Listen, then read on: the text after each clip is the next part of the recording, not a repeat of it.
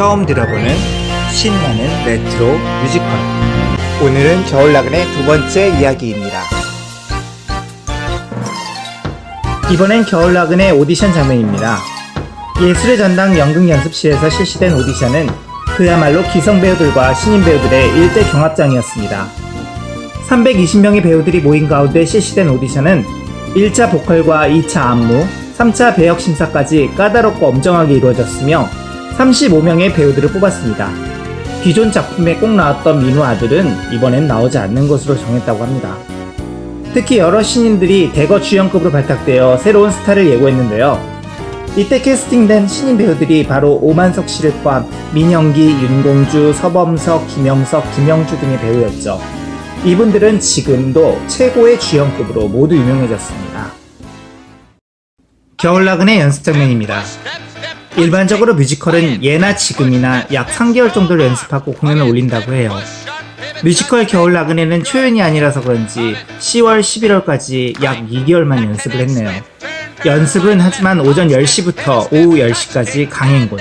배우들은 매시간 혼을 다하는 연습을 했다고 합니다. 이번엔 초연이었던 8년 전 겨울나그네와 잠깐 만나보도록 할까요? 97년 2월에서 4월까지 54회 공연을 했고, 주요 캐스팅으로는 민우 역할의 서창호 씨, 다혜 역할에는 윤선아 씨였고, 은영 역할에는 뮤지컬 마리아 마리아로 유명한 강효성 씨가 캐스팅되었습니다. 그 당시 음악 감독은 뮤지컬계의 전설 박할린 씨가 맡았고요.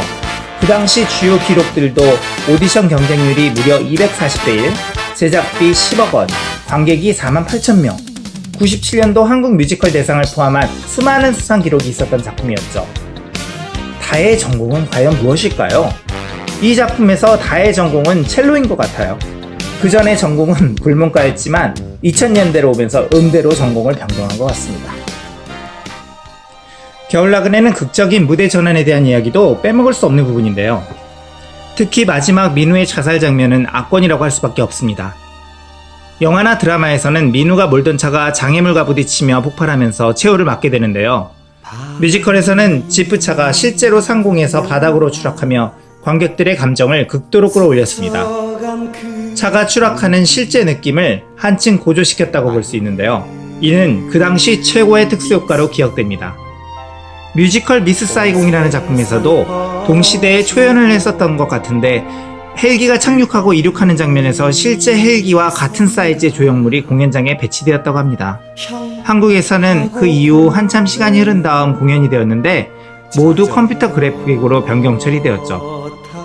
이 작품은 소설처럼 풀어가는 서사적 방식을 선택했습니다.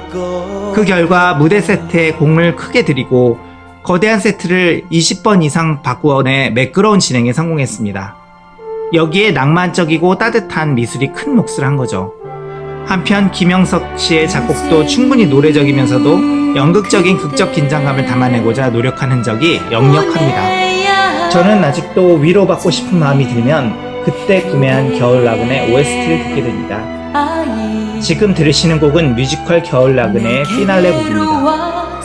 민우와 다혜, 현태, 은영이 모두 순수한 사랑을 추억하며 각자의 노래를 부르는 장면인데 참 위로가 많이 되는 곡이에요. 겨울나그네 레트로 스토리 재밌게 보셨나요? 다음 편에서는 92년 롯데월드 예술극장에서 초연된 뮤지컬 돈키호테를 소개할 예정입니다. 지금은 조승우 배우의 맨 오브 라만차로 유명해진 작품이죠.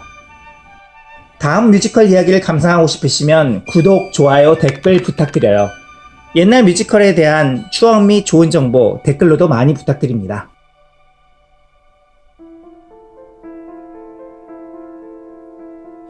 그